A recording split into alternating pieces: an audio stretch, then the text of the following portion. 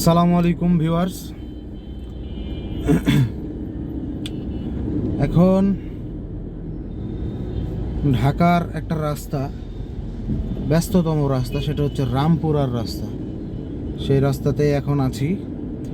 এখন যাচ্ছি বিটিভির দিকে। এর আগেও এই জায়গা নিয়ে ভিডিও বানিয়েছি, আপলোডও হয়তো দিয়েছি, মনে আসছে না সঠিক। ব্যস্ততম একটা রাস্তার, ঢাকার যে কয়েকটা ব্যস্ত রাস্তা আছে তার মধ্যে এটা একটা। আর এই রাস্তাতে যেসব লোকাল বাসগুলো চলে, রায়দা, আজমেরি গ্লোরি, ভিক্টর ক্লাসিক, এগুলো একটু নজর দেওয়া উচিত সকলের, যে এরা খুব বেনিয়মভাবে, অনিয়মভাবে এরা থেমে যায়। তারপরে মানুষকে, যাত্রীকে তোলার জন্য যেভাবে এরা রাস্তা ঘিরে থেমে যায়। আরও একটা বাস চলে, সেটা হচ্ছে তুরাগ। এইসব বাসগুলো মিডিলে থেমে যাবে, গাড়িটাকে বাঁকা করে রেখে যেন কেউ যেতে না পারে ওর আশেপাশে থেকে। এই জিনিসটা খুব বিরক্তিকর, আমাদের জন্য খুব পেইনফুল। রাস্তাতে যারা চলে, মোটরসাইকেল থেকে শুরু করে গাড়ি নিয়ে যারা চলে, অন্যান্য সব গাড়ির জন্য এটা পেইনফুল। কিন্তু কেউ হয়তো এই বিষয়টা নিয়ে কথা কখনো বলে না। তবে এটা নিয়ে আমাদের চিন্তা করা দরকার এবং কিছু একটা করা দরকার এটার। তবে শুনলাম যে এইসব বাসগুলো যেগুলো আছে সব উঠে যাবে, তারপর ব্যাটারি চালিত বাস, ইলেকট্রিক বাস যেগুলো, এগুলো আসবে। এখন কবে আসবে, কিভাবে আসবে, এগুলো জানি না। তবে এই যে এখন জ্যামে আটকে গেলাম, বা সামনে আমি দেখতে পাচ্ছি যতদূর চোখ যাচ্ছে ম্যাক্সিমাম গাড়ি সব থেমে আছে, একটু একটু করে আগাচ্ছে, আবার থামছে। 100% কনফার্ম যে এই যে বাস, মানে এই যে গাড়িগুলো থেমে আছে, একটু আগাচ্ছে, আবার থেমে যাচ্ছে, সামনের দিকে কোনো না কোনো একটা বাসের কারণে এক পরিস্থিতি হয়ে বসে আছে। মানে এত খারাপ পরিস্থিতির মধ্যে আমরা পড়ে যাই, একমাত্র কারণ এই বাসগুলো। এছাড়াও রিক্সা, ওর নির্দিষ্ট কোনো লেন নাই, ওর নির্দিষ্ট কোনো রুলস নাই চালানোর।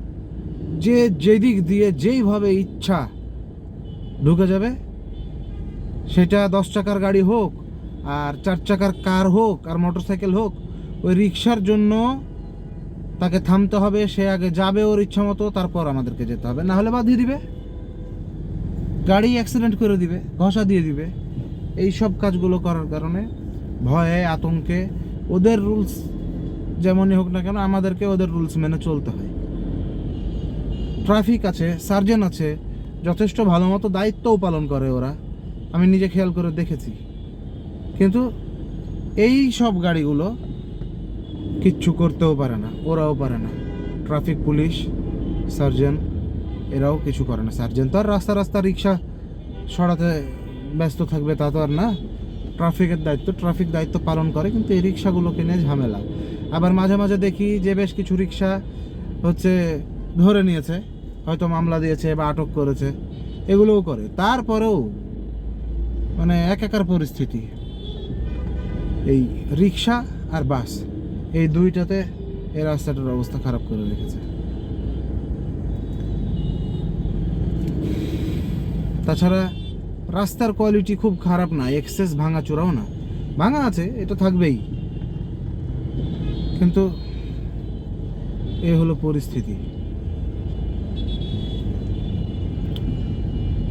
তার মধ্যে এই যে আমি থাকি আফতাবনগরে, তো আফতাবনগরে আমাকে ঢুকতে গেলে ইস্ট ওয়েস্টের পেছনে যখন আমি যাব আমার বাসায়, আমাকে সেখানে যাওয়ার জন্য এই ইউলুপ ঘুরতে যেতে হয়, সে বাড্ডা।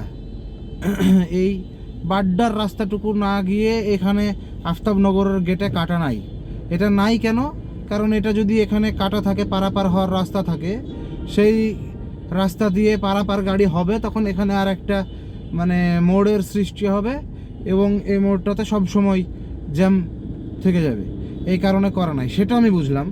কিন্তু ইউলুপ যে ঘুরতে যাব, এই রাস্তাটুকু যদি ক্লিয়ার থাকতো, তাহলে গেলাম, ইউলুপ ঘুরলাম, চলে আসলাম। রাস্তা যদি আরও একটু বেশি হতো তাও আফসোস লাগতো না। কিন্তু এমন এক আফসোসের কথা, এই জায়গাটুকু যে আমি ইউলুপ ঘুরতে যাব, এত বেশি কষ্টকর, এত বেশি জ্যামের মধ্যে, তার মধ্যে হাতির ঝিলের গাড়িগুলো ওই জায়গা দিয়ে বের হয়, ব্র্যাক ইউনিভার্সিটির সামনে জ্যাম থাকে। কি এক পরিস্থিতি! মানে ঢাকাতে যে মানুষ চলাচল করবে, কিভাবে করবে এরকম সিচুয়েশন হলে?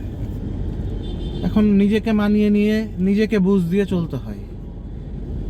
জগতের বা ঢাকাবাসীর ম্যাক্সিমাম মানুষ যেটা করছে, আমিও ঠিক সেটাই করছি।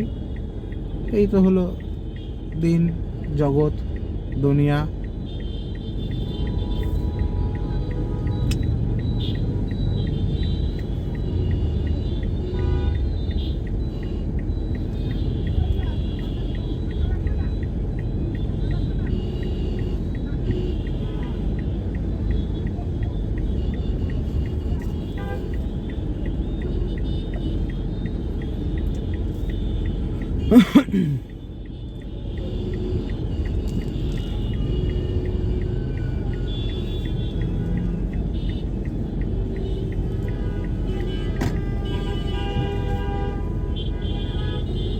আর একবার যদি মাথাটা ঢুকিয়ে দেয়, ও যে কোনো মূল্যে ঢুকবেই।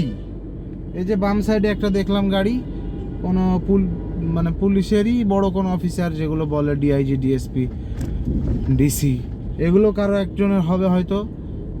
ওই রিক্সা ঘষা দিয়ে দিয়েছে। এখন ড্রাইভার নেমে দেখছি কি একটা কথা বলছে। এখন আল্লাহ জানে কি কথা বলছে। আমার ভয়েস আদৌ ক্লিয়ার ঠিকঠাকভাবে আসছে কিনা জানি না, তবে কিছু কথা বলার চেষ্টা করলাম। হয়তো এখন এগুলো ক্লিয়ার আসলে ভালো। আর আসলে আমরা সাধারণ মানুষ, আমরা আর কি বা করতে পারবো? এগুলোর ভুক্তভোগী জীবনভর আমরা ছিলাম। এখন আগামীর জীবন সহজ হবে নাকি আরও কঠিন হবে, আল্লাহ তাআলাই ভালো জানে।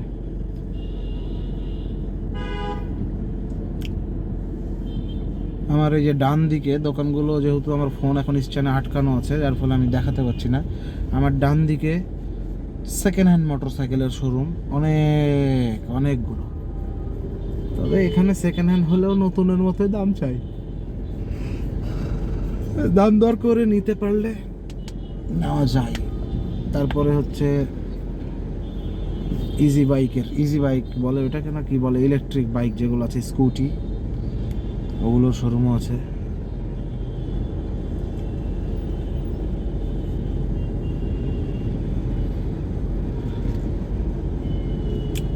আসলে দোষটা দিব কার? আমাদের আয়তন, যে আয়তন দেশের, সেই আয়তনে যদি আমাদের জনসংখ্যা হয় 5 কোটি, তাহলে ঠিক আছে। সেখানে আমাদের 4 গুণ বেশি জনসংখ্যা নিয়ে আমরা দেশে বসবাস করছি, তাহলে এরকম হওয়াটা একদম স্বাভাবিক। তার মধ্যে যত বেশি দিন যাচ্ছে, গ্রামে মানুষজন কমে যাচ্ছে, গ্রামের মানুষগুলো সব শহরমুখী হচ্ছে, আর স্পেশালি ঢাকা শহরমুখী।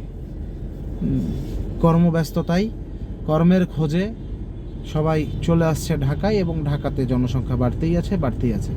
অন্যান্য শহরেও বাড়ছে, কিন্তু ঢাকাতে বেশি। আর আয়তন এবং জনসংখ্যার দিকটা দেখতে গেলে মনে হয় যে থ্যানোস ওয়াজ রাইট, যে কথাটা আমি অনেকেই বলা বলি করে এখন, যে থ্যানোস যে কাজটা করেছিল, যে একটা স্ন্যাপ করবে, সেইটাতেই ধনী গরিব সবার জন্য সমান বিচার, অর্ধেক হয়ে যাবে জনসংখ্যা এক চান্সে। বাকি অর্ধেক যারা, এরা সুখে শান্তিতে খাওয়া দাওয়া করে জীবনযাপন করে বেঁচে থাকবে। অ্যাকচুয়ালি একদিক থেকে থ্যানোসের এটা রাইট। কী কারণে রাইট? যে জনসংখ্যা কমে গেলে মানুষ স্বাচ্ছন্দ্যভাবে চলতে পারবে। কিন্তু থ্যানোসই আবার আরেকটা কথা বলেছিল, যে মানুষ নিজেকে পরিবর্তন করতে চায় না, বড় কোনো পরিবর্তন মানুষ চায় না। গতকাল বা কি বলে এটাকে, অতীতের দিনগুলোকে জখমের মতো করে চাটে। এই জিনিসটা, কথাগুলো, থ্যানোসের কথাগুলো অনেক দামি কথা। আরেকটা কথা বলেছিল যে বড় সিদ্ধান্ত নিতে গেলে মজবুত কলিজার প্রয়োজন। এইসব কথাগুলা নিঃসন্দেহে মার্ভেলের ডায়লগকে লিখে আমি জানি না, তবে যে লিখে, আউট অফ ওয়ার্ল্ড তার ব্রেন। এই যে দেখেন, একটা হাত দেখিয়ে পার হবে, ওদের হাতের নিচে পুরা সৌরজগৎ, মানে পুরা সৌরজগৎ আমাদের ইনক্লুডিং সান, নেপচুন, স্যাটার্ন, মিল্কি ওয়ে, গ্যালাক্সির মধ্যে যতগুলো মানে গ্রহ উপগ্রহ নক্ষত্র যা আছে, এবং মিল্কি ওয়ের মতো আরও যতগুলো আছে, ইউনিভার্স, মাল্টিভার্স, আলট্রাভার্স, মেগাভার্স, সব এদের হাতের নিচে আটবে। একটা হাত দেখিয়ে রিল্যাক্সে পার হয়ে যাবে। এদের আসলে কথাগুলো বলাটাও ঠিক হচ্ছে না, কিন্তু এই কাজটা করে। মানে কিছু এখন যে মেয়েটা পার হয়ে গেছে আমার গাড়ির সামনে দিয়ে, তাও খুব দ্রুত ঝটপট পার হয়ে গেছে। কিন্তু কিছু কিছু মেয়েকে দেখেছি মনে হয় যে র্যাম্প ওয়াক করছে, ও ফ্যাশন শোতে অংশগ্রহণ করেছে, খুব মানে সবাই দেখছে, দর্শক, হাত দেখিয়ে রিল্যাক্সে দুলতে দুলতে যাবে। আর কিছু কিছু ছেলে আছে যারা পার হলে চোখে সানগ্লাস লাগিয়ে একদম মনে হয় কি যে ও একটা হিরো, ওর চারিপাশে ক্যামেরা নিয়ে শুটিং চলছে, ঘোরাঘুরি করছে, এরকমভাবে পার হয় এতটাই রিল্যাক্সে। তখন মনে হয় যে পিক আপটা ধরে একদম পিষে দিই। কথাটা বলা ঠিক হলো না, কিন্তু মেজাজটা এরকমই খারাপ হয়।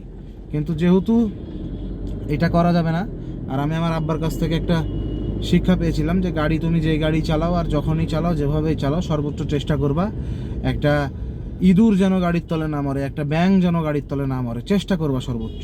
তো সেক্ষেত্রে মানুষকে মারার তো কোনো প্রশ্নই ওঠে না। কিন্তু আসলে মেজাজটা খারাপ হয়ে গেলে এরকমটা মনে হয়, আমি এটাই জাস্ট বোঝাতে চাচ্ছি।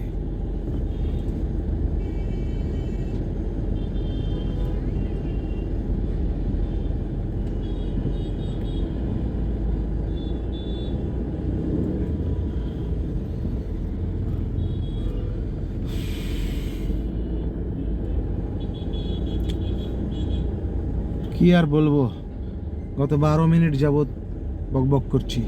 ভিডিওটা শুরু করার পর থেকে বকবক করছি। বকবক করাটা খুব একটা খারাপও না, তবে আমার ভিডিওতে আমি যেসব কথাগুলো বলি, আমার কথার ভিতরে যদি কোনো ভুল ত্রুটি হয়ে থাকে আপনারা ক্ষমার দৃষ্টিতে দেখবেন। যদিও আমার ভিউয়ার্স হাতে গোনা 1-2টা বা 5টা 10টা সর্বোচ্চ, তো তাদেরকেই বলি একটু ক্ষমার দৃষ্টিতে দেখবেন আমার ভিডিওগুলো যদি আমি। আর এই তো, ও যেটা বলছিলাম, এই যে আমি আফতাবনগরের গেট কিন্তু পার হয়ে গেছি।